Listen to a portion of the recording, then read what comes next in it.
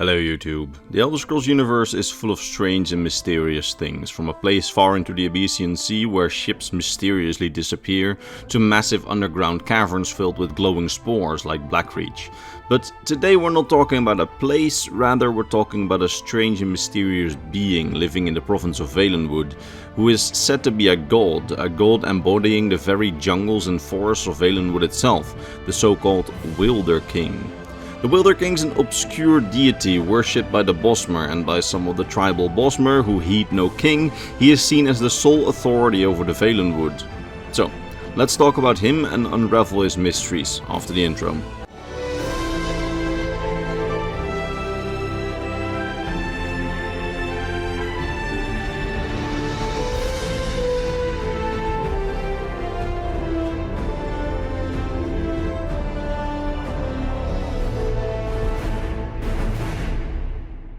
So, Valenwood, home of the Bosmer or the Wood Elves. It is by far one of the most alien places on Tamriel in the lore, with strange traditions and customs and even stranger beliefs among its people. You see, the Bosmer have a quite strange set of beliefs, as they have their own pantheon of gods, headed in their case by Ifrit, the god of forests, but they also have three separate living spiritual leaders who are all venerated to a certain extent by the Bosmer as deities. The first two spiritual leaders are the so-called Sylvanar, who represents the Bosmer's emotions and physical well-being, and the Green Lady, who is traditionally wedded to the Sylvanar, and she represents the strength and physical presence of the Bosmer in the forests. Together they function as these sort of spiritual leaders of the Bosmer and half deities, with many Bosmer seeing them as almost gods.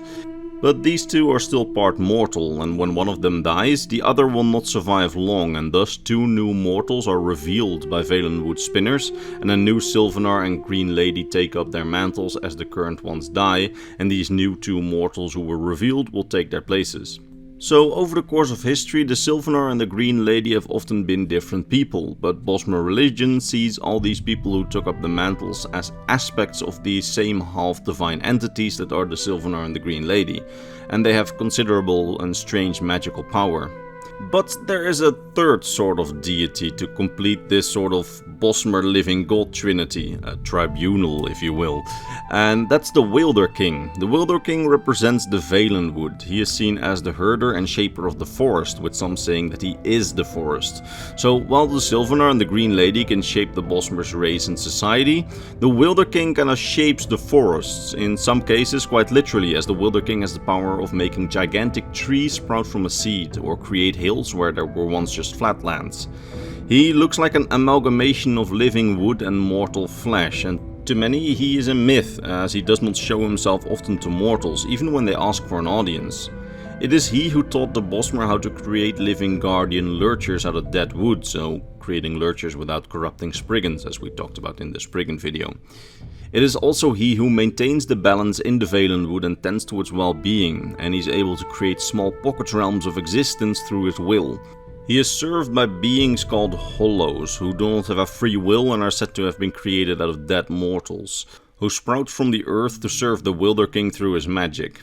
And it's said that he does much of this through singing, and that his voice can be heard in everything in the Valenwood jungle. Many Bosmer worship him as a living deity, and he is quite powerful, and he truly has the best interest of the Valenwood in mind, and he actually herds the Valenwood, and he is kind of able to manipulate it, so it's not strange that he is worshipped as a god. But the real question is, which I've so far tried to dance around a little bit, what is the Wilderking? Is he really a god? Is he a spirit? Well, we don't really know, although he definitely does have some godlike qualities, as he can see and feel everything in the forest at once, shaping it to his will, and he's worshipped by many as the god of the Valenwood. However, just like the Sylvanar and the Green Lady, the Wilderking is a role taken on by a mortal, with another mortal mantling or taking over the role of the Wilderking when the previous Wilderking dies, and as such we've had both Wilderkings and Wilderqueens, as there have been inevitably multiple Wilderkings and Wilderqueens throughout history. Now, the legend goes that the first ever Wilderking came to be when somewhere during the Meretic era, the early elves from the Somerset Isles tried to colonize modern-day Valenwood. These elves found among them a boy named Ostion with an extremely strong connection to nature, as he was able to manipulate plant and earth alike, almost like a second nature. The elves of old then forced the boy to work for them and sent him, along with a small army of builders, to Valenwood to build a grand city, and commanding him to shape the landscape and the nature in such a way that they would easily be able to build their new city. However, when this boy tried to shape the land of Valenwood resisted him. Unlike in the land in the Somerset Isles, this land was not so easily tamed. The legend says that the primordial chaotic force of Valenwood fought against this little boy trying to bring order to the jungles, which funnily enough kind of parallels the story of Anu and Padme, the order and chaos giving birth to the universe, in most creation myths in Tamriel, but that's beside the point. That having been said, Ostian and the Valenwood fought with one another long and hard, but over time the two, so the boy and this strange force representing the forests, came to love and enjoy this struggle as they found in each other a cure for their own loneliness, as Ostian, ever the outcast and used for his power, has been lonely, and the forest had equally been lonely.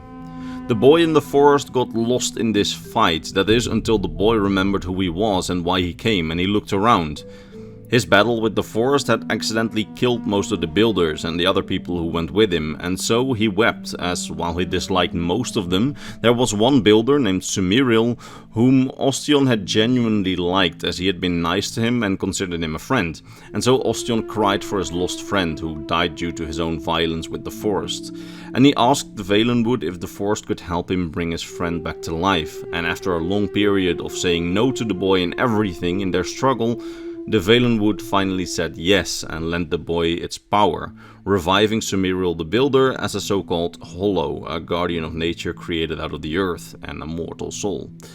Sumiril would be the first of many Hollows, and the only one to retain their free will, as the others were permanently bound to the Wilderking's will and rise from the ground of Valenwood when the Wilderking has need of them.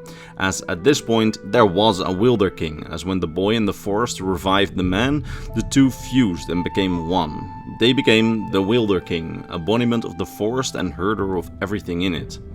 Sometimes throughout history, others were born with the same powers as the boy Ostion, and they would be able to take over the Wilderking's mantle and become the next when his life ended. We see one such mantling happening in the Elder Scrolls Online, where we can help the Altmer mage Aranias, who was sent by a cult to destroy the Wilderking, to instead take up his mantle and become the next Wilderking, or Wilder Queen in her case. As she too had power over the land and was used by others for her power, and she was then sent into the Valenwood to combat the being who represented the forest, so the cycle in that sense continued, and likely still continues to this day on Tamriel, with new Wilder Kings and Wilder Queens every few centuries, just like the Green Lady and the Sylvanar. However, one fun quirk is that unlike the Green Lady and the Sylvanar, in the mantling process the Wilder Kings or Wilder Queens lose all their previous memories as they fuse with the forest. This is actually very much unlike the Sylvanar and the Green Lady, who seem to retain their memories and even seem to inherit the memories of the previous holders, meaning that their memories, once they mantle their roles, can stretch back to the very first Sylvanar and Green Lady during the Moretic era, but that's a story for their own video.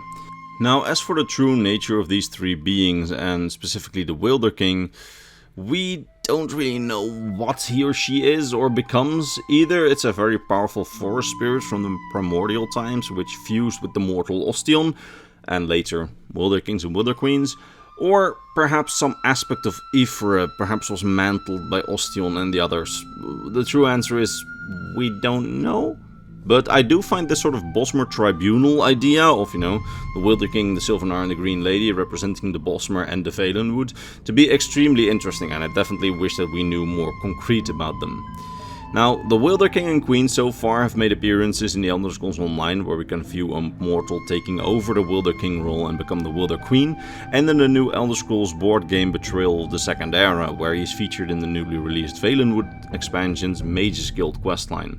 Now, fervent viewers of the channel know that I've been in contact with the creators of the board game, who had everything vetted by Bethesda, so their lore is canon, and they allowed me to ask questions to their lore writers. They are very cool people, and it's a very cool board game. Not officially sponsored by them, but since they helped me out so much and sent me the game to do research on without any strings attached, I do want to ask you to check out the game, especially the recently released Valenwood expansion, as that's where you can learn parts of the story that I just told you.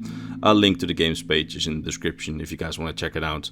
Oh, and if they weren't cool enough, one of their representatives recently told me that their mini expansion for the game, Cheeses of Tamriel, was partially inspired by the lore that I dug up in one of my videos, my Cheeses video, which, that's extremely cool, you know, to know that I contributed even a little bit to the Elder Scrolls universe with my research. And they sent me the new cheese artwork used in the expansion, so very soon I will be making a remaster of that video. Honestly, again, really cool people, check them out, please, they are so nice, they made a really good game. And again, I'm not officially sponsored, so no discount codes or anything, or no affiliate links, I won't get any money, it's just a heartfelt recommendation because they're really cool people with a passion for the Elder Scrolls lore, so please check them out. And that's about all I can say for today, and I sincerely hope that you enjoyed this video and that I managed to teach you something new about the Elder Scrolls lore. And if I did, why not give the video a like, as that's how the YouTube algorithm decides what content is worthy and what content is not worthy. And with that said, it's time to thank my top Patreon supporters: Mr. Bernardo Binda, Gabriel Binda, King Chris 20, Steve G, Volker of Argonia, RB Dash, His Soul, Lexicon, Ranger, Komodo, Rakai, and Sordo Bushido. It's thanks to these people and all the others on screen, so my YouTube members and my Patreon subscribers, that this channel stays afloat, and for that I am very grateful. That said, I will see all of you in the next lore video. Bye bye.